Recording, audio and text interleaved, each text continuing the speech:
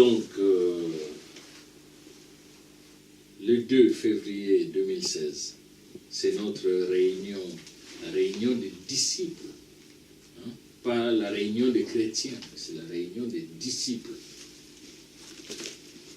Et les disciples sont ceux qui vraiment veulent connaître le Seigneur. Et cette réunion, dans cette réunion, que chacun puisse prendre ses notes avec ses moyens. Donc, vous avez prévu vos carnets comme vous en avez l'habitude.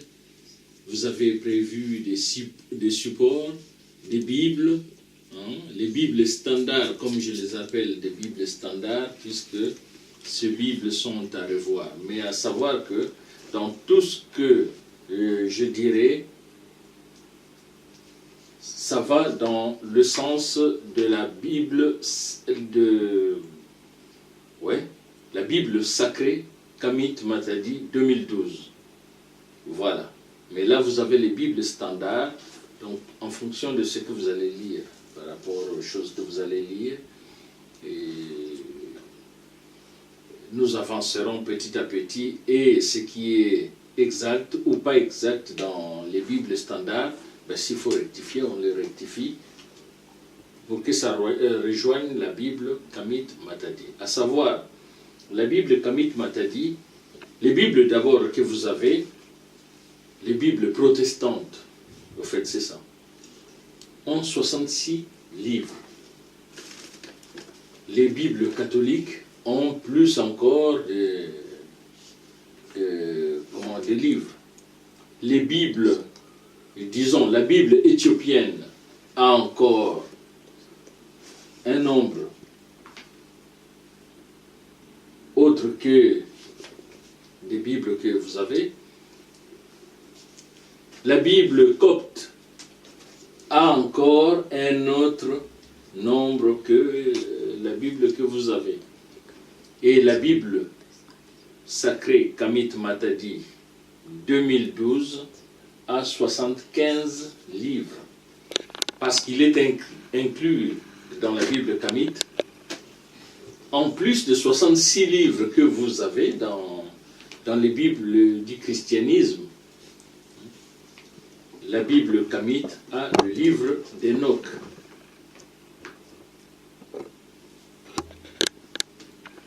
L'évangile de Marie. L'évangile de Jacques. L'évangile de Pierre. Et l'évangile de Thomas. Mais en plus de cela aussi, il y a les 4 évangiles Kamit, ce qui totalise 75 livres. Donc, aujourd'hui, dans le christianisme, par exemple, ils ont pris l'évangile de Marie, l'évangile de Pierre, l'évangile de Jacques, l'évangile de Thomas, ils les ont cachés. Cachés pourquoi?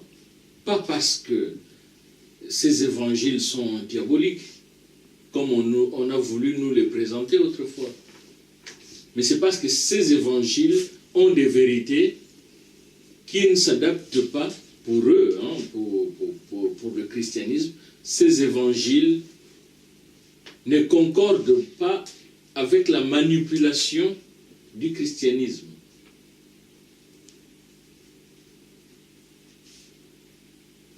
Marie, Pierre, Jacques, Thomas ont vécu avec le Seigneur. Ils ont vécu avec le Seigneur. Ils ont entendu réellement les choses venant de la bouche du Seigneur. Et pourquoi ne pas accepter ce qu'ils ont écrit? Voilà. On parle de Marie de Magdala. Marie de Magdala, à ne pas confondre parce qu'il y a eu plusieurs Maries. Là, c'est Marie de Magdala. Ce n'est même pas Marie-Madeleine comme les catholiques l'ont enseigné. Marie-Madeleine n'a jamais existé.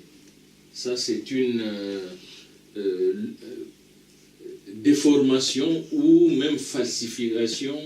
Marie de Magdala, Marie, c'est son prénom, ou son nom, comme vous voulez, mais Magdala, c'est son village. C'est comme ça qu'on reconnaissait les gens. On reconnaissait les gens de cette manière-là. Marie de Magdala, il y a Marie de Nazareth, là c'est la mère de Yeshua, pour identifier la mère de Yeshua. Mais il y a eu d'autres Maries aussi, puisque le nom souvent était répété. Nous avons vu une fois dans l'enseignement qu'Enoch, un des Enoch vient de la descendance de Caïn, mais qui n'ont rien à voir,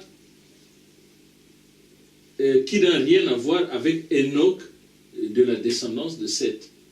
Les noms étaient donnés, les mêmes noms, si vous allez chez les Arabes par exemple, puisque contrairement à ce que les gens pensent, les Arabes et les Juifs, c'est le même, ils ont le même sang. Ils ont le même sang. Ils sont les descendants d'un même patriarche qui est Abraham. Abraham, que son nom va plus tard être changé, Abraham. Donc, ce qu'il faut savoir est que là, Marie, il y a eu plusieurs Maries. Mais la précision pour pouvoir les distinguer, c'était au fait le village où ils habitaient.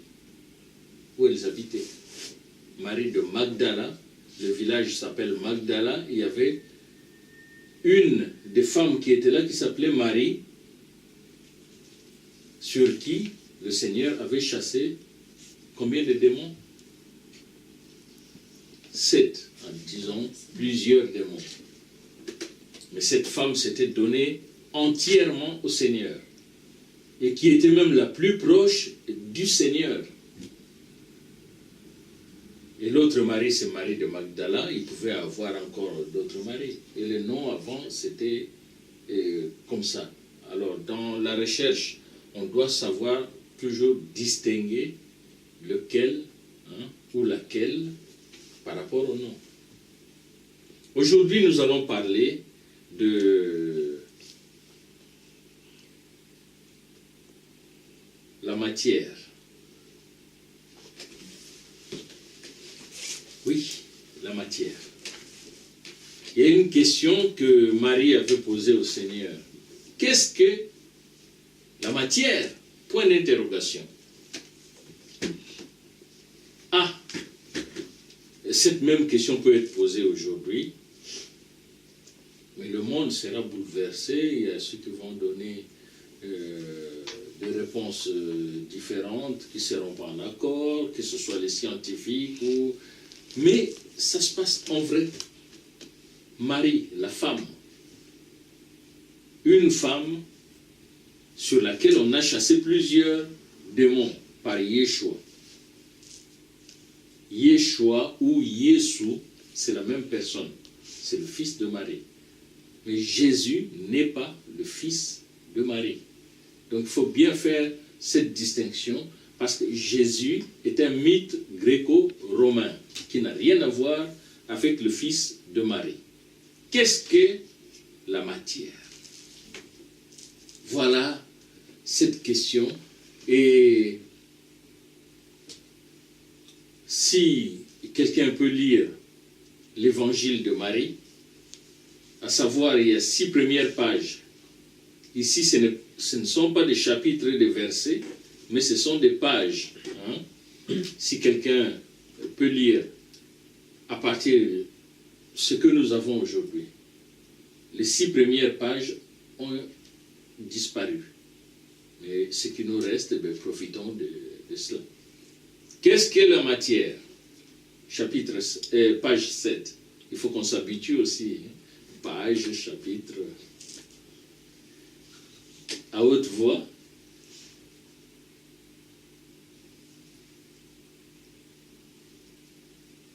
c'est la question que Marie pose au Seigneur. Qu'est-ce que la matière? Durera-t-elle toujours? Le maître répondit. Tout ce qui est né, tout ce qui est créé, tous les éléments de la nature sont imbriqués et unis entre eux. Tout ce qui est composé sera décomposé. Tout reviendra à ses racines. La matière retournera aux origines de la matière. Que celui qui a des oreilles pour entendre, entende. Pierre lui dit, puisque tu te fais l'interprète des éléments et des événements du monde, dis-nous, qu'est-ce que le péché du monde? Le maître dit, il n'y a pas de péché. C'est vous qui faites exister le péché lorsque vous agissez conformément aux habitudes de votre nature adultère, là est le péché. Voilà pourquoi le bien est venu parmi vous. Il a participé aux éléments de votre nature afin de l'unir de nouveau à ses racines. Il continua et dit, voici pourquoi vous êtes malade et pourquoi vous mourrez. C'est la conséquence de vos actes. Vous faites ce qui vous éloigne. Comprenne qui pourra. L'attachement de la matière engendre une passion contre nature. Le trouble naît, soyez en harmonie. Si vous êtes déréglé, inspirez-vous des représentations de votre vraie nature. Que celui qui a des oreilles pour entendre, entende. Après avoir dit cela, le bienheureux les salua tout en disant, paix à vous, que ma paix naisse et s'accomplisse en vous. Veillez à ce que personne ne vous égare, en disant, le voici, le voilà, car c'est à l'intérieur de vous qu'est le Fils de l'homme. Allez à lui, ceux qui le cherchent le trouvent. En marche, annoncez l'évangile du royaume. N'imposez aucune règle, hormis celle dont je fus le témoin. N'ajoutez pas de loi. Amen. Amen. Amen. Oui, vous êtes captivés par ces paroles. Hein? Captivés par ces paroles. Et là, tu allais entrer dans le chapitre 10, non? 9. Le chapitre 9. Hein?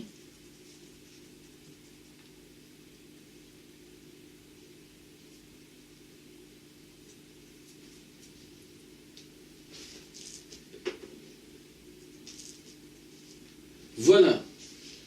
Mais c'est tellement profond quand on l'écoute, on écoute les paroles du Seigneur. Ça n'a rien à voir avec les quelques paroles du Seigneur qu'ils ont mis dans la Bible, dans les Bibles du christianisme. Mais là, c'est la personne qui est face au Seigneur et qui pose une question profonde. Qu'est-ce que la matière? Voilà. Qu'est-ce que la matière? Et le Seigneur, lui, répond clairement.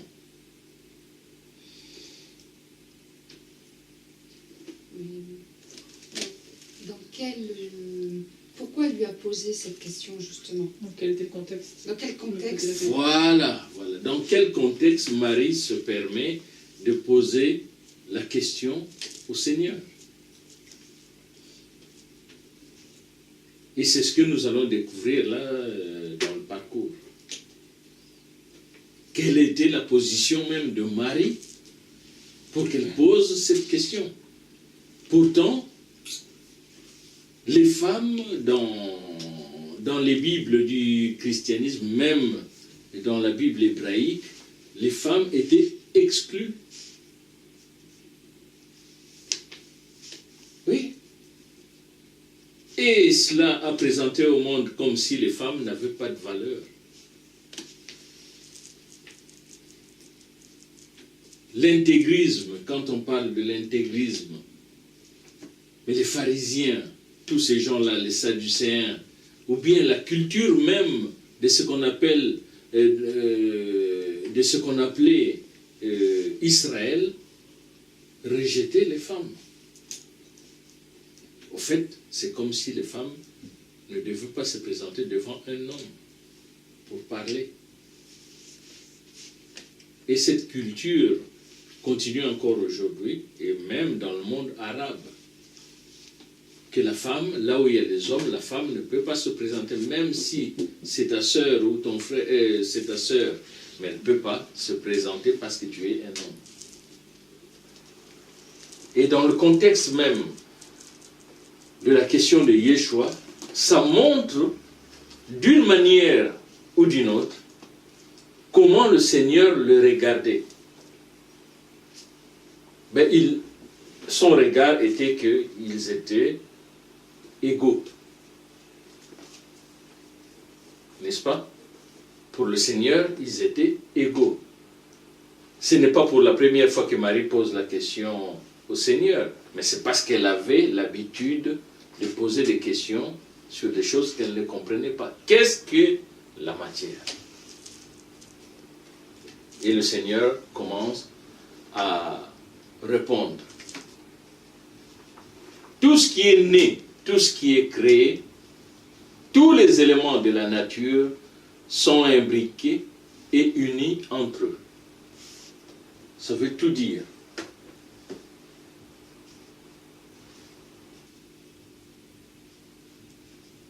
Ça veut tout dire.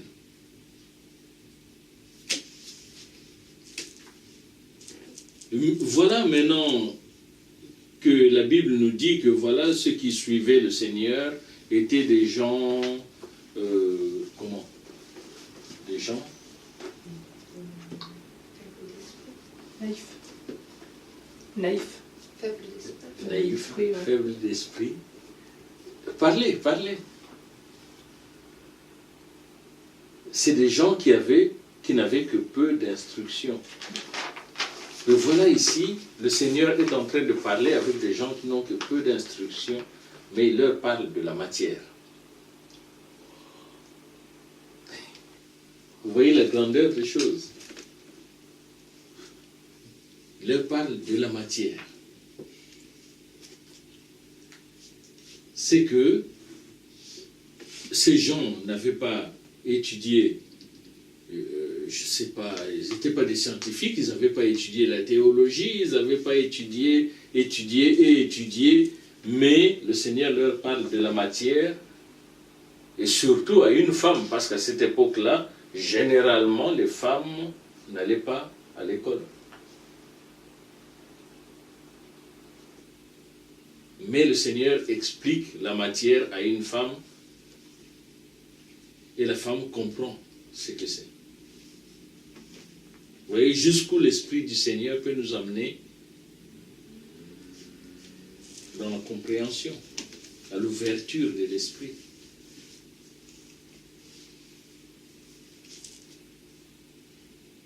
La femme pose la question,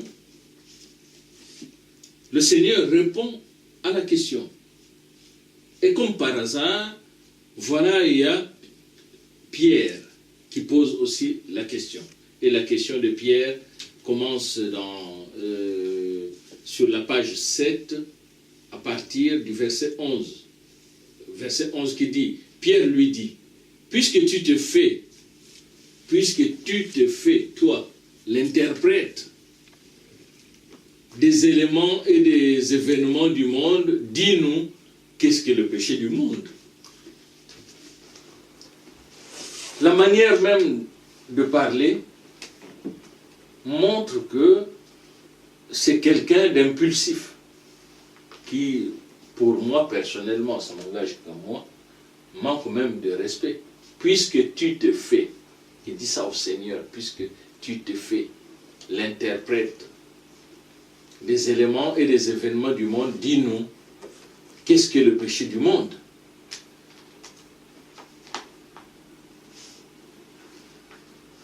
Ce qui a poussé Pierre à poser la question, c'est parce que d'abord, et en premier, c'est la femme qui avait posé la question. La femme qui s'est intéressée à connaître. La femme qui s'est intéressée à la connaissance. Et puis, puisque Pierre n'est pas d'accord que ce soit la femme qui puisse poser une telle question, lui aussi pose la question. À la résurrection du Seigneur, c'est la femme, la même femme, Marie de Magdala, qui avait constaté la résurrection en premier.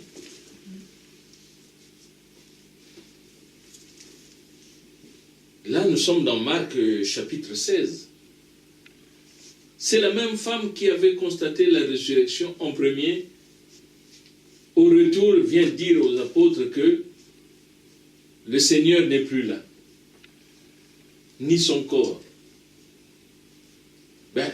Elle a été prise pour folle. Par qui? Premièrement, par toujours le même, Pierre. Parce que pour Pierre, la femme n'était pas valable pour avoir la connaissance du Seigneur, la révélation. La femme était rejetée.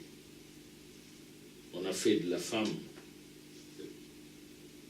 l'esclave, parce que le mot femme dans la Bible, dans les Bibles du christianisme, plus loin, on voit que celui qui avait sa femme se présentait comme dominateur. Et quelqu'un pouvait vendre sa propre femme. Si nous prenons le cas du patriarche des Hébreux, Abraham avait vendu sa femme. Oui. La manière dont ça a été tourné, c'était pour blanchir Abraham. Mais Abraham avait vendu Sarah. Premièrement, Sarah, c'était sa propre sœur. Ça, on en parlera dans d'autres thèmes. Sarah était sa propre sœur, donc ils avaient le même sang. C'est la fille de son propre père. Mais après, en Kamit, qui est le vrai nom de l'Afrique, Abraham va donner en mariage Sarah au pharaon. Pourquoi donner en mariage? Contrairement à ce qui est écrit dans les Bibles standards, que j'appelle les Bibles du christianisme, que les ministres du pharaon ils ont vu que Sarah était très belle, l'ont amenée au pharaon, et pharaon va prendre cette femme dans sa maison, mais ce qu'on ne dit pas est que pharaon avait payé la dot à Abraham, puisque la seule famille de la femme, c'était Abraham et Lot, n'est-ce pas? Abraham et Lot étaient la seule famille de la femme. Or, les Kamiciens ou les Africains de l'époque savaient très bien qu'on ne pouvait pas prendre une famille et une femme sans payer la dot. Et Pharaon, là où c'est marqué qu'il avait donné beaucoup de biens à Abraham, au fait, c'était la dot qu'il avait payée à Abraham. Vous allez me dire, mais Abraham, il ne faut pas parler comme ça sur lui parce que c'est le patriarche. L'humanité a la foi d'Abraham. C'est faux, complètement faux. L'humanité n'a pas la foi d'Abraham. Non. Puisqu'avant Abraham, il y a eu des patriarches. N'est-ce pas? Il y a eu des patriarches, ainsi de suite, Enoch, Mathusalem, Lémec, Noé. Ce sont des patriarches, c'est des hommes qui connaissaient très bien Yahweh, qui est le créateur de l'univers. Et nous avons la foi de Noé. Pourquoi la foi de Noé? Puisque l'humanité actuelle qu'on voit est issue de Noé, le seul qui a survécu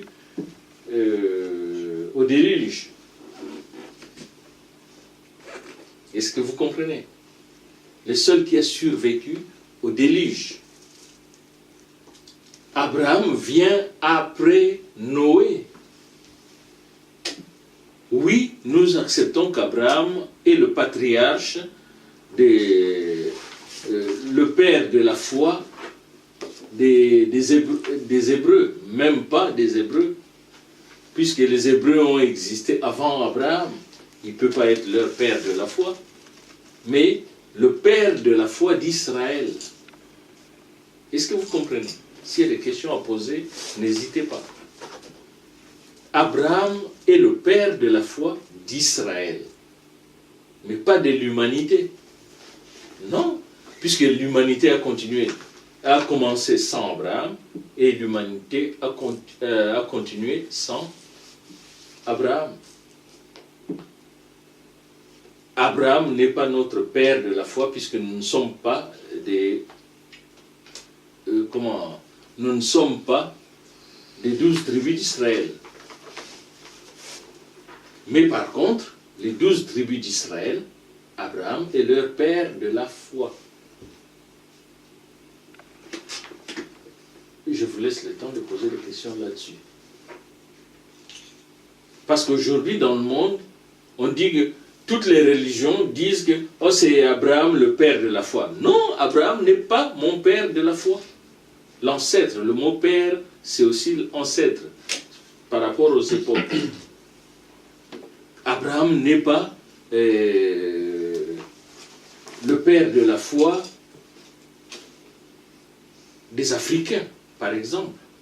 Non. Il est le père de la foi d'Israël. D'Israël, donc Israël, les 12 tribus. Pourquoi? Parce que d'abord, Abraham met au monde avec Sarah, c'est même pas ça en premier. Abraham met au monde avec Agar, la princesse Agar, qu'on a dans vos Bibles, on dit qu'elle était esclave, c'est faux, c'est un mensonge. Agar était la princesse que le pharaon avait donnée en mariage à Abraham.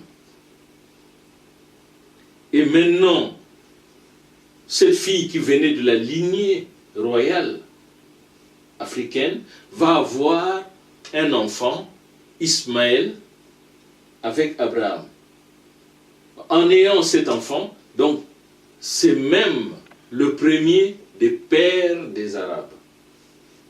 Ce qu'on appelle les Arabes aujourd'hui, bien qu'ils soient en conflit avec Israël, ils ont été en conflit avec Israël parce que Israël d'aujourd'hui n'a rien à voir avec Israël biblique. Ça, c'est un point à noter, à savoir, Israël d'aujourd'hui n'a rien à voir avec Israël de la Bible. Israël de la Bible, ce sont des Noirs. Mais les Askénazes et puis comment Félaga, tout ça, ben, ils n'ont rien à voir avec cet Israël-là de la Bible. Nous parlons d'Israël de la Bible et l'Israël d'aujourd'hui. Qu'est-ce que ça s'appelle Israël? Qu'est-ce que ça s'appelle l'État juif? L'État ou comment qui s'invente un nom? Ben, ce n'est pas notre affaire. Nous parlons d'Israël. Le vrai Israël fut noir. C'est l'Israël biblique.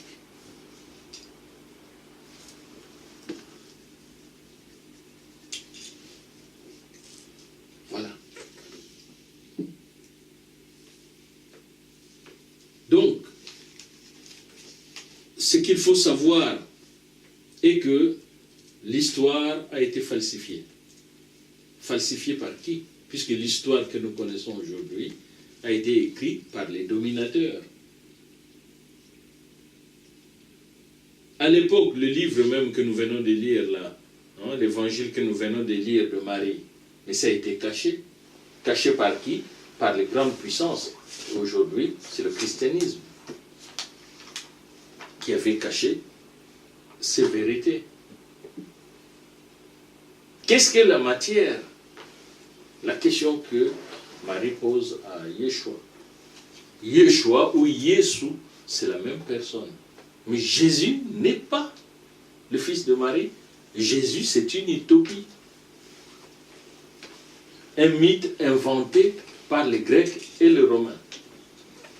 Ça, on en parlera sur les noms à l'occasion. Le Seigneur répond la matière, sur la matière. Parce qu'aujourd'hui, nous n'allons pas traiter, vu l'heure aussi, nous respectons l'heure, nous n'allons pas tout traiter, mais ce qu'il faut reconnaître, et que le Seigneur a précisé les choses clairement. La question de Marie était claire. Qu'est-ce que la matière? Et vous verrez que cette question-là est tellement immense. Au verset 9 de la page 7 de Marie, la matière retournera aux origines de la matière.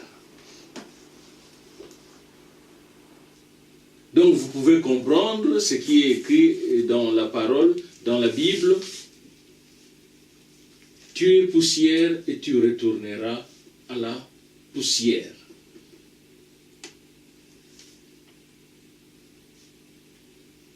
C'est clair. N'est-ce pas? Poussière, la poussière c'est la matière. Puisque tu es né de la poussière, ben, tu retourneras à la poussière.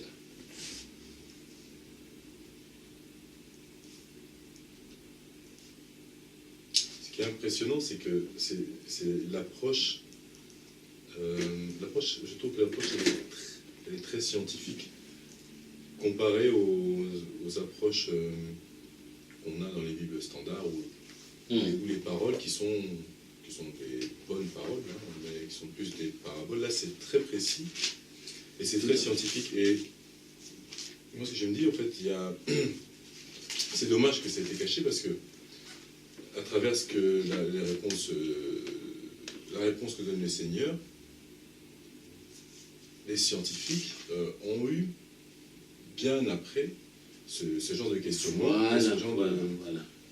on cherchait, les réponses elles sont là, alors qu'il y a des gens comme Lavoisier, tout ça, qui ont passé des années à réfléchir là-dessus. Alors que là, il y a une réponse qui est claire, que des scientifiques ont mis du temps à découvrir. À arriver là. Voilà, c'est ça. Et ça c'est impressionnant. Parce que la réponse, elle est claire, effectivement. C'est un des thèmes qui a toujours passionné, même à l'époque des Lumières, tout ça. Donc, bien après ce moment-là. Tout à fait. C'est qu'il y a eu des choses très importantes qu'on a cachées, des vérités, des grandes vérités importantes qui ont été cachées par les religions pour garder les gens captifs de leur manipulation. Voilà pourquoi le Seigneur m'a amené à rétablir pas tous les livres cachés, mais au moins le livre d'Enoch et les 4 évangiles des disciples qui ont marché avec le Seigneur, puisque Marie fait partie des disciples du Seigneur. Salomé faisait partie des disciples du Seigneur. Tout comme on accepte dans ce cas qu'il y a eu des apôtres femmes. Bon, maintenant, la question de Pierre, puisque Marie a posé une question et qu'elle a la réponse claire, et à partir du verset 11, Pierre lui aussi pose une question, parce que Pierre voulait toujours être devant. Il voulait toujours être devant. Déjà, avant même que le Seigneur parte, Pierre posait la question, mais qui sera qui va remplacer le Seigneur? Le Seigneur était et est irremplaçable. Pierre était tellement ancré dans la tradition, puisque c'était comme ça. D'ailleurs, même en Kamite, en Afrique, le premier fils, par exemple, ou bien dans un groupe, celui qui est le plus âgé, on considère qu'il est le plus sage. Mais pas forcément. Pas forcément. Cela peut arriver, mais pas forcément le plus sage. Il pose la question, qu'est-ce que le péché du monde? Et le Seigneur va nous surprendre. le Seigneur va nous surprendre parce qu'il dit, il n'y a pas de péché. C'est vous qui faites exister le péché. Lorsque vous agissez conformément aux habitudes de votre nature adultère.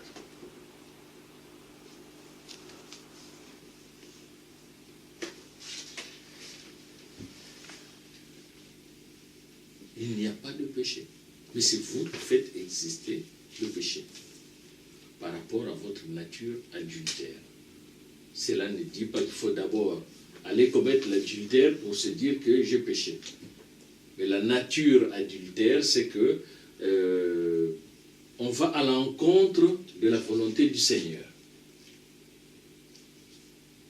Chaque fois qu'on se donne à l'encontre, qu'on fait des choses à l'encontre de la volonté du Seigneur, ben ça nous amène une nature adultère.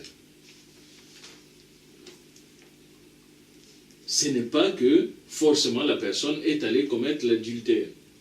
Vous comprenez la nuance. C'est là qu'est le péché.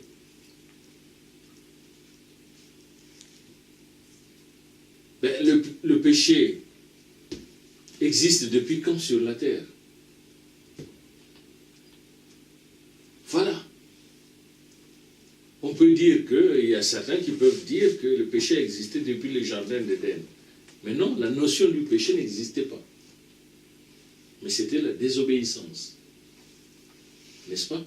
La notion du péché n'existait pas. Paul qui va amener à comprendre que le péché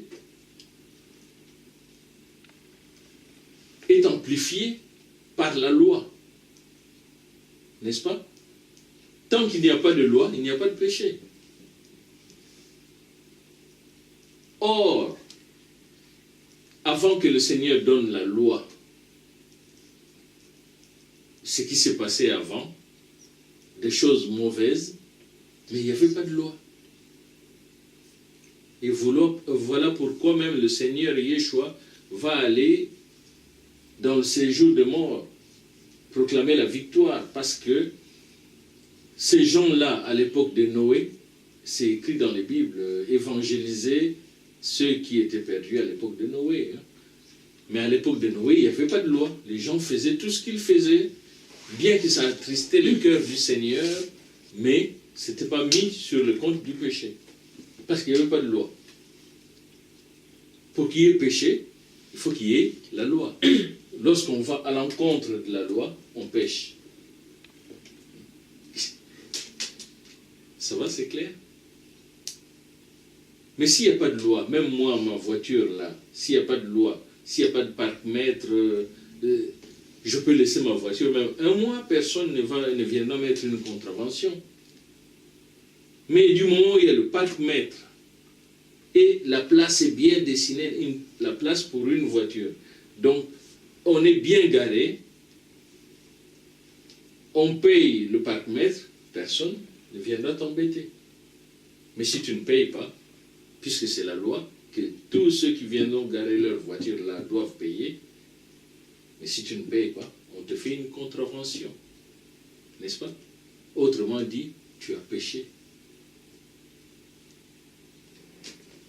Et il faut payer. Il faut payer pour que ce péché te soit ôté.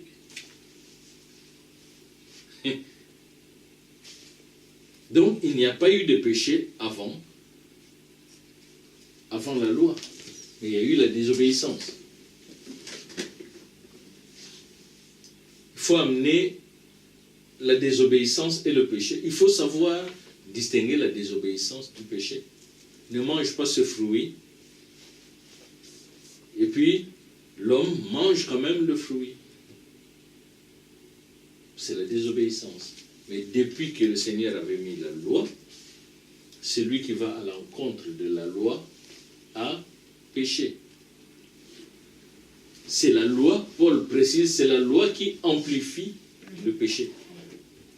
Puisqu'il y a la loi, bon, maintenant tu ne peux plus te justifier. Si c'est marqué sens interdit, et puis que tu prends quand même le sens interdit automatiquement, tu peux beau pleurer, tout et tout, mais si un policier te voit, ben, tu auras l'amende à payer. Qu'est-ce qu'est le péché? Au fait, c'est notre nature qui provoque le péché, qui pousse le péché à être péché. Et la réponse du Seigneur, c'est ça peut nous surprendre. Il n'y a pas de péché. C'est vous qui faites exister le péché. Lorsque vous agissez conformément aux habitudes de votre nature adultère. Là est le péché. Les habitudes adultères, les mauvaises habitudes qu'on ne veut pas changer, les habitudes traditionnelles, je dirais même les habitudes ancestrales, toutes ces choses-là amènent dans le péché. Je pense aux Kamiciens, aux Africains, les traditions, les coutumes, et puis on est incrusté là-dessus, et si ces coutumes vont, ces traditions, ces coutumes vont à l'encontre de la parole, de la volonté du Seigneur, ben, il faut les abandonner. Mais si on ne les abandonne pas, on est dans le péché. Et le verset 20 de la page 7, le Seigneur dit, « Voilà pourquoi le bien est venu parmi vous. Il a participé aux éléments de votre nature, afin de l'unir de nouveau à ses racines. » Voilà pourquoi le bien, c'est lui-même le Seigneur qui est venu. Il a participé à la nature. Hein? Il a participé à la nature. Ce qui est. Il s'est fait malédiction. Oui, il n'était pas malédiction, il est le bien. Mais en venant, il fallait qu'il porte nos fautes. Il fallait qu'il porte nos péchés. Il fallait qu'il se fasse malédiction à cause de nous. Et mourir sur la croix. Au fait, le fait qu'il soit cloué sur la croix, c'était notre malédiction, notre nature pécheresse. Mais c'est ça qui a été cloué à la croix, pour que nous puissions obtenir le salut en son nom.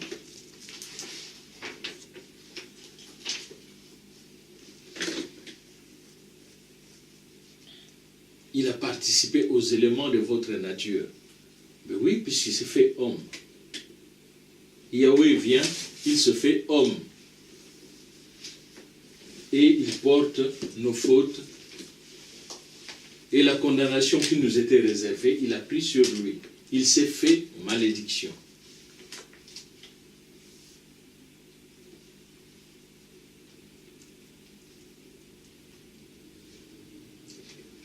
À la fin de cette page 7, donc le Seigneur dit à Pierre, parce que la question ici, la première question était posée par Marie, mais la seconde question était posée par Pierre.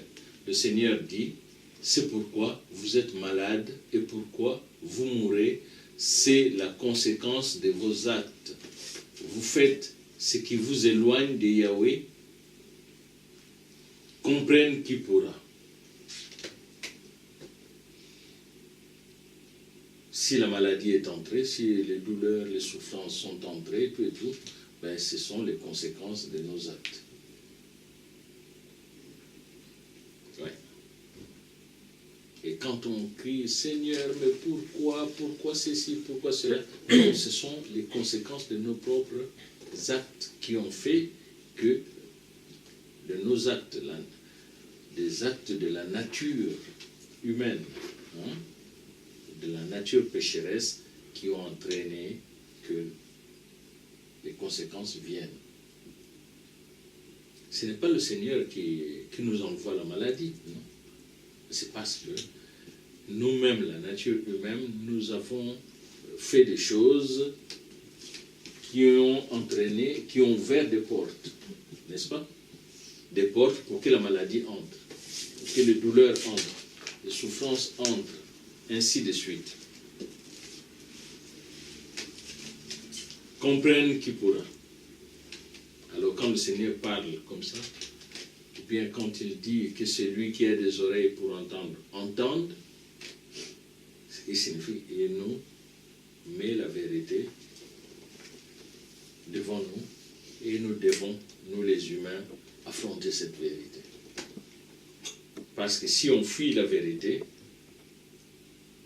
ben nous continuerons dans la mauvaise direction, avec toutes les conséquences que cela peut apporter. Mais ici, comprenne qui pourra. Mettons-nous face à la vérité. Affrontons la vérité, nous les humains. Et pour quiconque croit et qui vraiment se répand, ben, toutes les conséquences, au fait, disparaissent. Ouais. Toutes les conséquences disparaissent. C'est la raison pour laquelle, lorsque vous priez pour les gens, c'est bon de rappeler que si ces conséquences viennent d'une malédiction quelconque, que la personne se répande. Et puis, ça va s'arrêter.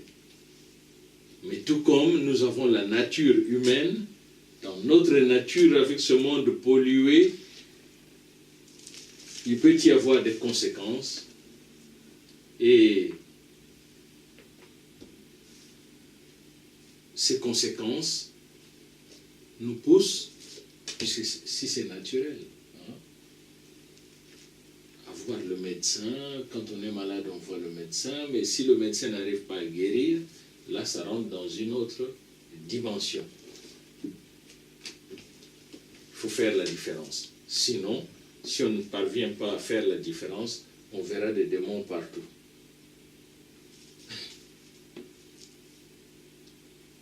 Si nous sommes malades et que nous n'avons pas été à l'encontre de la parole du Seigneur, c'est que c'est naturel. Nous sommes dans un monde pollué, il y a la grippe, il y a ceci, cela. Mais si nous commençons à prendre, à considérer tout comme la malédiction, eh bien là, nous allons perdre même le sens. Quand on dit perdre le sens, c'est qui signifie qu'on perd la tête, il suffit d'une égratignure, on pense que c'est le démon qui est venu faire cette égratignure, ainsi de suite, et c'est ce que nous condamnons. Mais par contre, nous devons savoir discerner, en étant malade, est-ce que c'est naturel, ou si ce n'est pas naturel, alors là, nous pouvons penser à une autre dimension. Ça va, c'est clair? Vous pouvez poser des questions si vous en avez.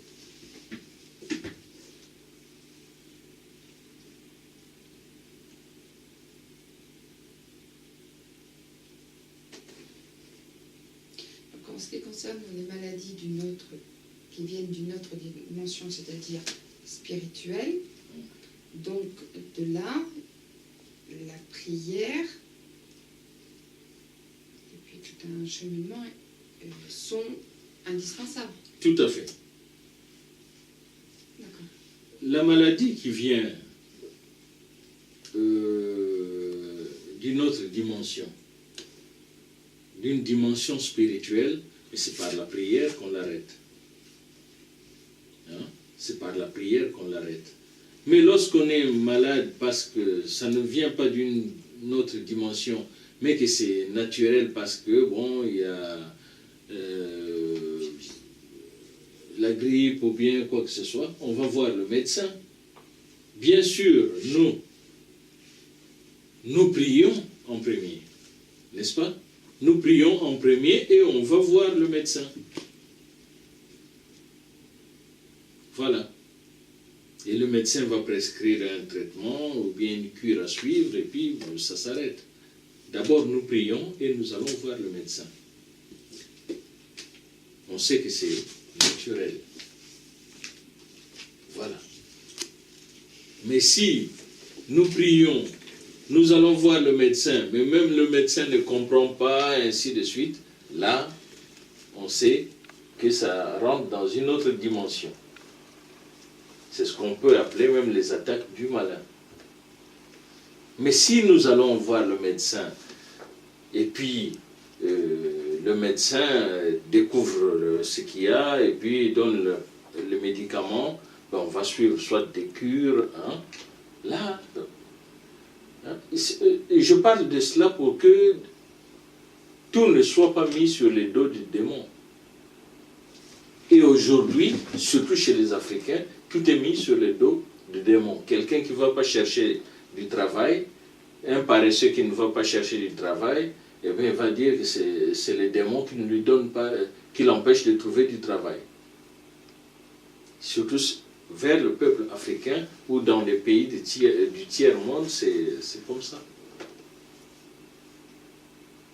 Nous sommes un peuple qui ne doit pas croiser les bras, mais un peuple qui doit aller de l'avant.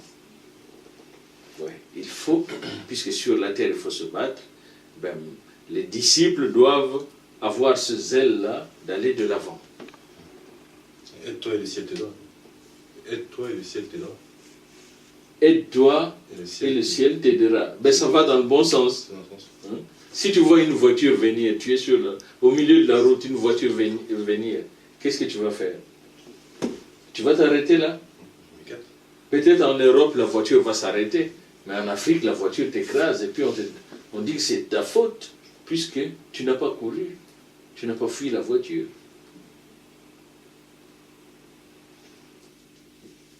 Donc, nous ne devons pas croiser les bras en tant que missionnaires évangéliques, disciples de Yeshua. Je n'ai pas parlé de Jésus là. Hein? Disciples de Yeshua, nous devons aller de l'avant. Nous voulons dans l'Église qu'il y ait des hommes, des femmes qui puissent avoir la tête sur les épaules. La tête sur les épaules, donc des hommes et des femmes qui réfléchissent et puis qui servent le Seigneur en sachant qu'ils sont humains et en même temps qu'ils sont spirituels. Mais ne pas être trop spirituel. Trop spirituel, c'est que on vit dans l'utopie, on trouve que il n'y a que les esprits, on valorise plus les esprits. C'est ça être trop spirituel. Hein? Mais nous sommes des humains. S'il faut aller travailler, va travailler. S'il faut aller chercher du travail, va chercher du travail. Puisque tu sais toi-même que si tu croises les bras, ce n'est pas le travail qui viendra te chercher. Hein? En Afrique, on a donné les gens ont poussé les Africains à s'asseoir, à attendre la manne, que la manne va tomber du ciel, mais c'est de l'utopie. Nous devons affronter la vie. Et comme la réalité ici, le Seigneur donne la réponse claire à Marie, et le Seigneur lui-même donne aussi une réponse claire à Pierre. Voilà pour l'enseignement d'aujourd'hui. Oui, si tu as une question. Je reviens à la question du départ. Oui.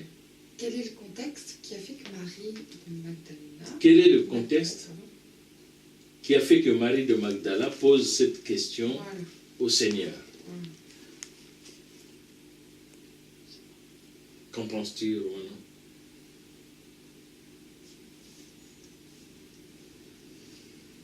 Je sais pas. Voilà. Donc, ils étaient dans... Oui, j'allais dire que je pense que le contexte, on peut le retrouver dans les 6 premières pages qui sont... Voilà, mais les 6 premières pages ont disparu. En même temps, on sait que Marie était très proche du Seigneur et que le Seigneur se confiait régulièrement à elle, ce qui provoque justement la jalousie de Pierre. Et on se dit que peut-être que Marie était pourvue d'une intelligence que les autres apôtres n'avaient pas.